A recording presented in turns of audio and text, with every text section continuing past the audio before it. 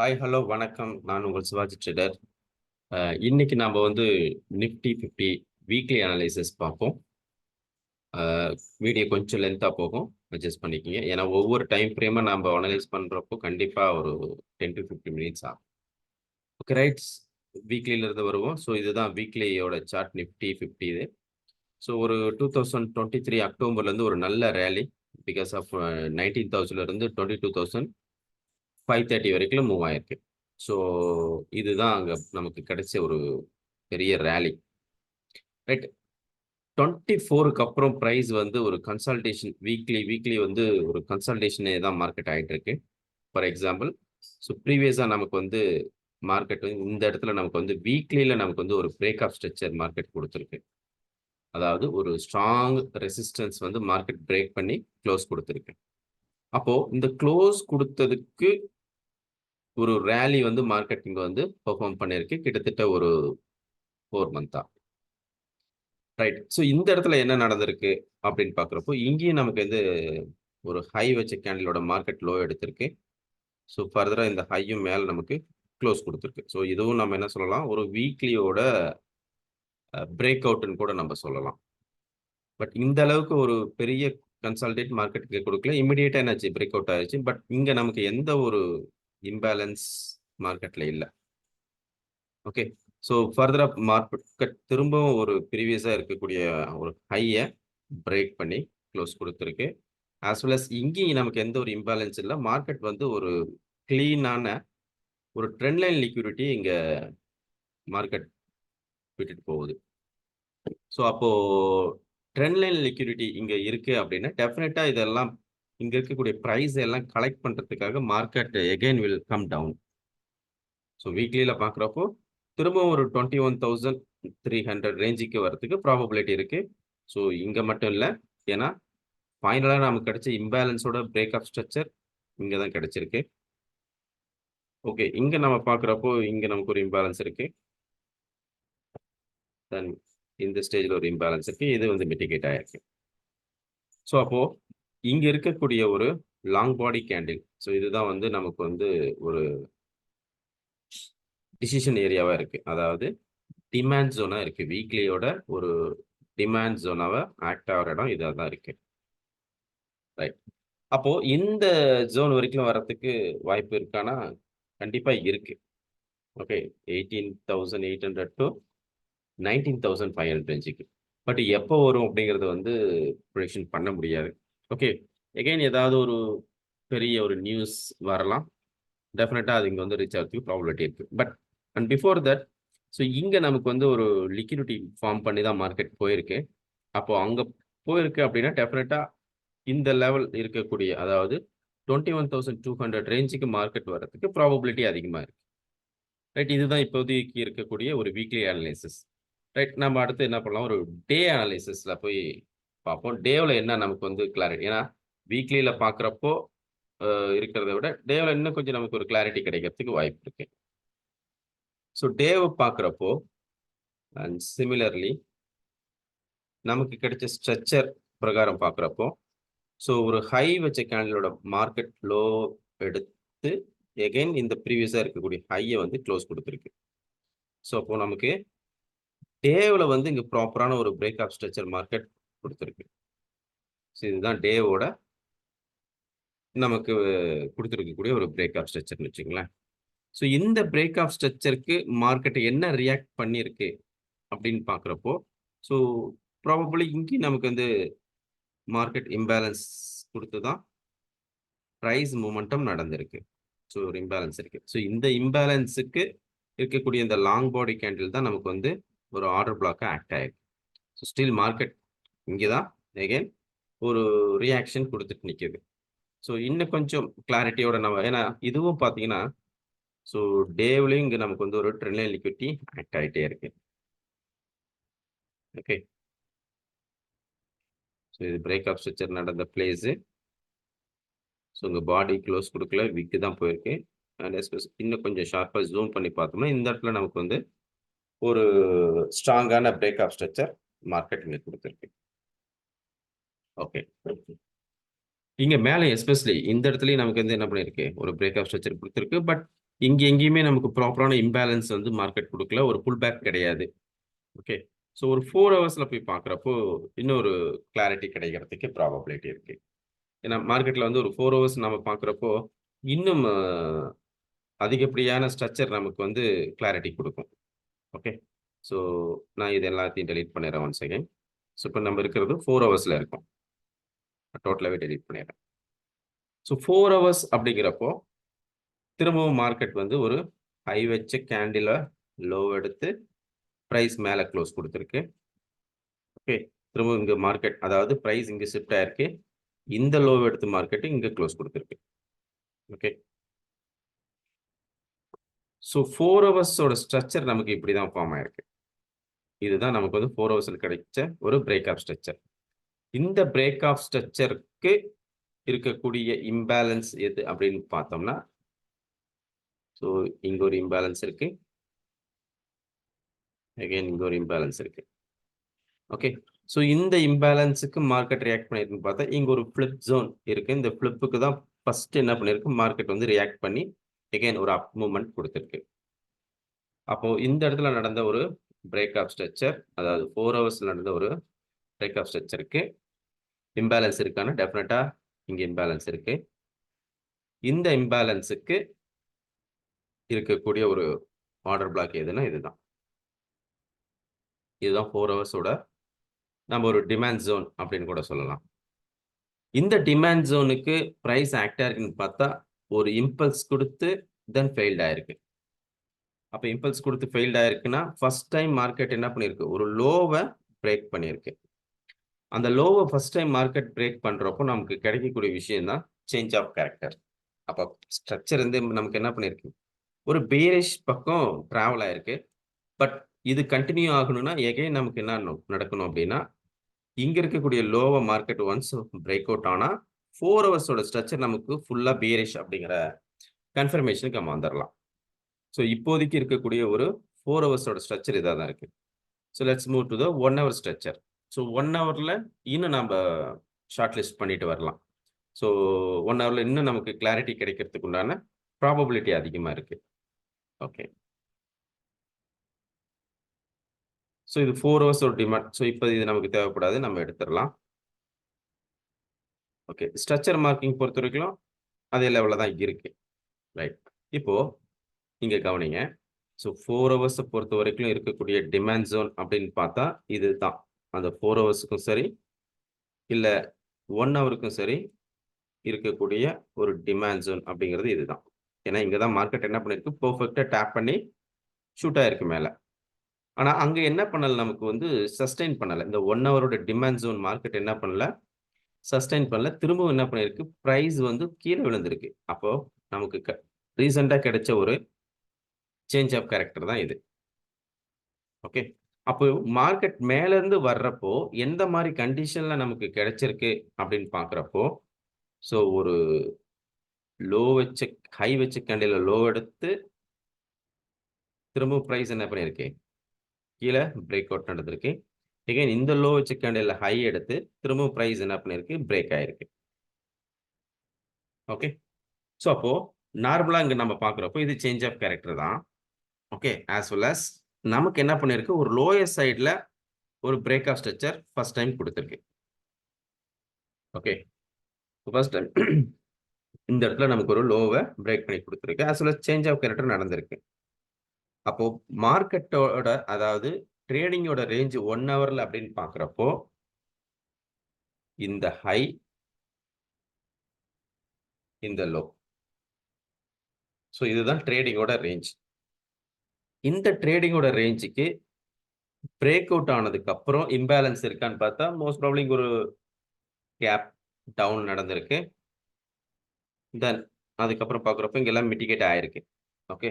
So once change of character நடக்குதுனாவே, அதோட extreme order black தான் அதிகபட்சமா ஒர்க் ஆகக்கூடிய நிலைமை இருக்கும். அதே மாரி இந்த ட்ரேடிங் ரேஞ்சுக்கு எக்ஸ்ட்ரீம்ல இருக்கக்கூடிய ஓபி அப்படின்னு பார்த்தா இதுதான். அதாவது சப்ளை ஜோன் அப்படின்னு பார்க்கிறப்போ, 1 ஹவர்ல நமக்கு இதுதான் ஒரு சப்ளை ஜோனா இருக்கு.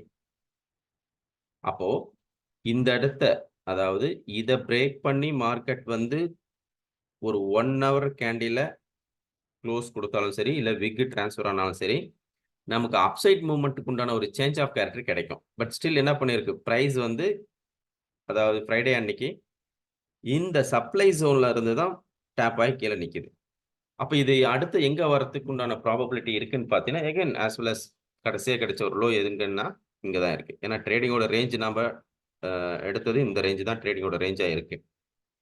இப்ப பிரைஸ் இங்க வர்றதுக்கு தான் அதிகப்படியான வாய்ப்புகள் இருக்கு.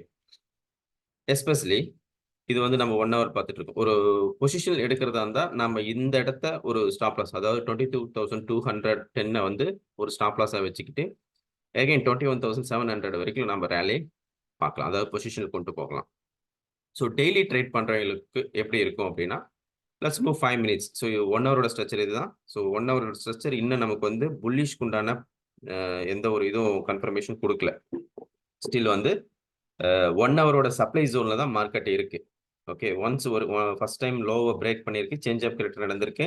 இந்த சேஞ்ச் ஆஃப் கேரக்டருக்கு இருக்கக்கூடிய ஒரு ட்ரேடிங்கோட ரேஞ்ச் எதுன்னா, இந்த ரேஞ்ச்ல தான் மார்க்கெட் இப்ப டிராவல் ஆயிட்டு இருக்கு.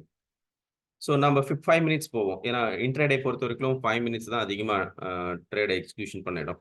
இப்போ 1 ஹவர்ல நம்ம பிளாட் பண்ணி வச்சிருக்கோம்.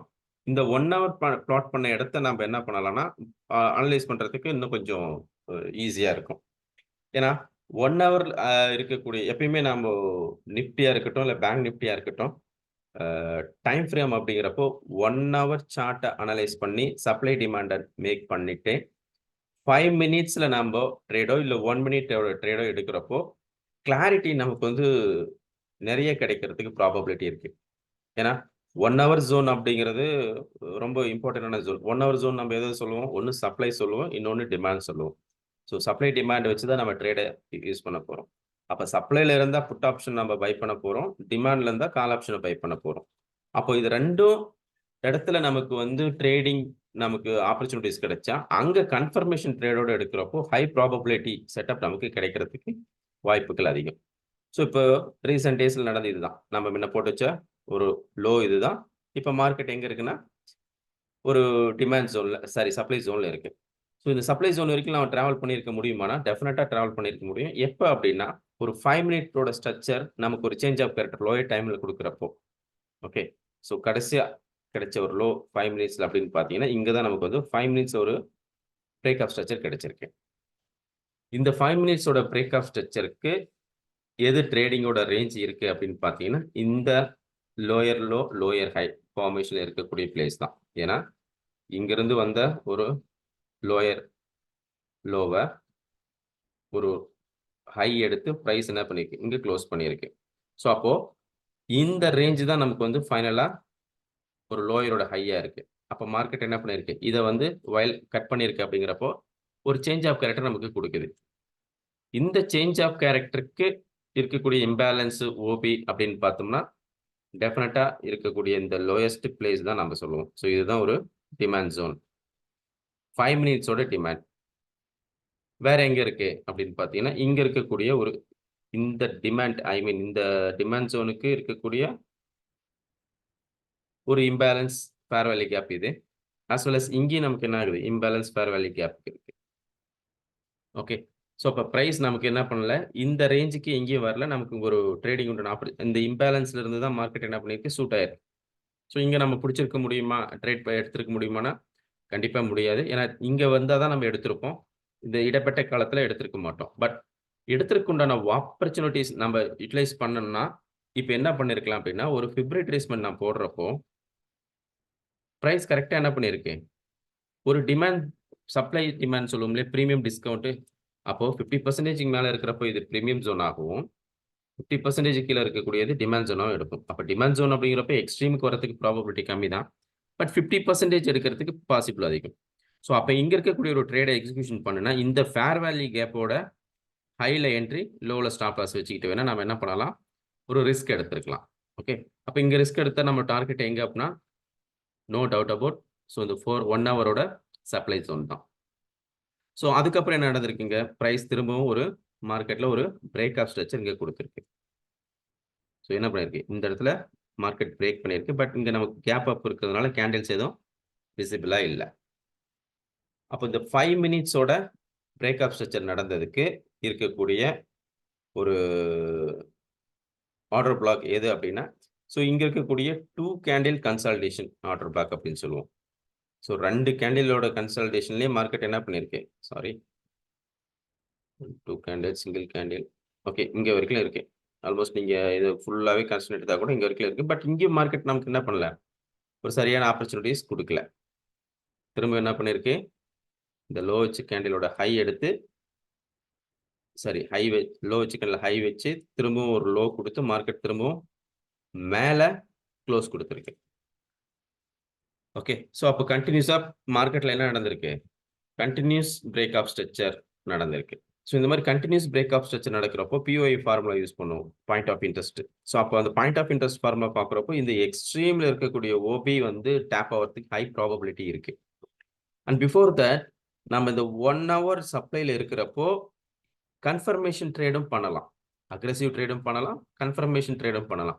இப்போ அக்ரெசிவ் ட்ரேடுனா என்ன? எனக்கு இந்த இடத்துல டேப் ஆன உடனே 22,160ங்களா? அப்ப 22,100 புட் ஆப்ஷனா எடுத்திருப்பேன். இது அதாவது அக்ரெசிவ் ட்ரேட். கன்ஃபர்மேஷன் ட்ரேட் அப்படின்னா, இதே 5 மினிட்ஸ்ல இப்ப கடைசியா கிடைச்ச ஹை இது. இந்த ஹைய மார்க்கெட் என்ன பண்ணிருக்கு? இங்க லோ அடிச்சு மேல க்ளோஸ் குடுத்திருக்கு. அப்போ இங்க எனக்கு வந்து ஒரு பிரேக் ஆஃப் ஸ்ட்ரக்சர் மார்க்கெட் குடுத்திருக்கு. 5 மினிட்ஸோட பிரேக் ஆஃப் ஸ்ட்ரக்சர். இந்த பிரேக் ஆஃப் ஸ்ட்ரக்சருக்கு இருக்கக்கூடிய ஓபி அப்படின்னு பார்த்தீங்கன்னா இதுதான். ஆனா இந்த ஓபி என்ன பண்ணியிருக்கு இப்போ? கிராஸ் ஓவர் பண்ணியிருக்கா? அப்ப இங்க எனக்கு என்ன கிடைச்சிருக்கு? சேஞ்ச் ஆஃப் கேரக்டர் கிடைச்சிருக்கும். மார்க்கெட்ல கிடைச்சிருக்கும்ல? கிடைச்சிருக்கு. அப்ப இந்த சேஞ்ச் ஆஃப் கேரக்டர் எனக்கு எப்படி ஃபார்ம் ஆயிருக்குங்கிறத பார்ப்போம். ஓகே.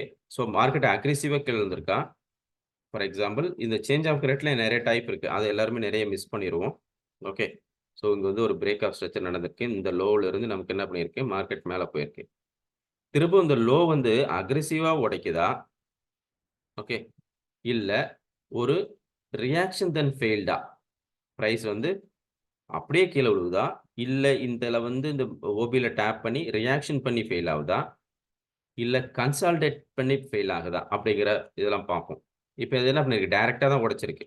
அப்ப டைரக்ட்டா உடைக்குது அப்படின்னா, இந்த சேஞ்ச் ஆஃப் கேரக்டருக்கு உண்டான சப்ளை அப்படிங்கிறப்போ, இந்த எக்ஸ்ட்ரீம்ல இருக்கக்கூடிய ஓபி தான். ஓகே. இந்த எக்ஸ்ட்ரீம்ல இருக்கக்கூடிய ஓபி தான். இப்ப என்ன பண்ணும்? திரும்பவும் பிரைஸ் எனக்கு இங்க வர்றதுக்கு ப்ராபபிலிட்டி அதிகம். திரும்ப இங்கிருந்து வர்றப்போ, என்னுடைய டார்கெட் எங்க இருக்கும்? 1 ஹவரோட டிமாண்ட் ஜோன். அதாவது லோயர் லோ 1 ஹவரோட லோயர் லோவ நான் டார்கெட்டா யூஸ் பண்ணலாம். Again will come down for ₹21,700க்கு பிரைஸ் டிராவல் ஆறதுக்கான அதிக ப்ராபபிலிட்டி இருக்கு. இப்போ நம்ம ரிஸ்க் ரிவார்ட் அப்படிங்கிறப்போ, எத நம்ம ரிஸ்க்கா வச்சிருப்போம்? இதுதான். இந்த ஹைல மார்க்கெட் எனக்கு வந்து குளோஸ் குடுத்ததுன்னா, ஓகே மேல குடுத்ததுன்னா, ஒரு கேண்டில் குளோஸ் குடுக்குறப்போ, இது 1 ஹவரோட சப்ளை ஜோன். அப்ப இந்த 1 ஹவரோட சப்ளை ஜோன்ல இங்க எனக்கு வந்து ஒரு கிரீன் கலர் கேண்டில் வந்து குளோஸ் குடுக்குது. கம்ப்ளீட்டா குளோஸ் குடுக்குதுன்னா, ஸோ ஸ்டாப் லாஸ் குடுத்துற வேண்டியது தான். ஓகே. இது வந்து இன்ட்ராடே. 5 மினிட்ஸ்ல எனக்கு இந்த மாரி மேல குளோஸ் குடுக்குதுன்னா எக்ஸிட் ஆயிக்கலாம். ஸோ ரிஸ்க் இதுதான். சிம்பிளா நம்ம ரிஸ்க் ரிவார்ட் அப்படின்னு நம்ம டிராப் பண்றப்போ, ஸோ இதுதான் என்னுடைய ரிஸ்க். ரிவார்ட் அப்படின்னு பார்த்தீங்கன்னா, ஸ்டில் ஸோ 1:9 1:9 ரேஷியோல எனக்கு ரிவார்டுக்கு உண்டான ப்ராபபிலிட்டி இருக்கு 5 மினிட்ஸ்ல. ஸோ இது இன்னும் நாம வந்து பார்க்குறப்போ என்ன நடக்கும் அப்படின்னா, இது எல்லாமே ஒரு ட்ரெண்ட் லைன் லிக்விடிட்டியா தான் மார்க்கெட் விட்டுட்டு போயிருக்கு. ஓகேங்களா? அதுவும் இல்லாம ப்ரீவியஸா இருக்கக்கூடிய இந்த இடத்துல டிமாண்ட் ஜோன மார்க்கெட் டேப் பண்ணால இதுவும் ஒரு பாசிட்டிவ் சைன் தான். அதாவது டவுன் ஆவறதுக்கு சொல்றேன். ஓகே. ஸோ இப்போதைக்கு நிஃப்டி 50ல இதுதான் ஸ்ட்ரக்சர். வீக்லி, டே, 4 ஹவர், 1 ஹவர், தென் 5 மினிட்ஸோட ஸ்ட்ரக்சர் இதுதான். இந்த ஸ்ட்ரக்சர்ல 5 மினிட்ஸ் வரைக்கும் இப்படி பார்க்கலாமான்னா, 5 மினிட்ஸ் நீங்க பார்க்கலாம். இல்ல 1 மினிட்ல என்ன பண்ணலாம்? நீங்க இங்க ட்ரேட் எக்ஸிகியூஷன் பண்ணலாம். Okay.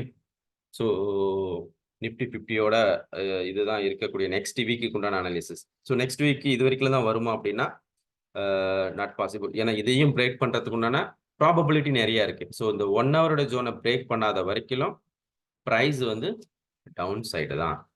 So thank you for வாட்சிங். நம்ம நெக்ஸ்ட் வீடியோல பார்ப்போம். Thank you. Good night.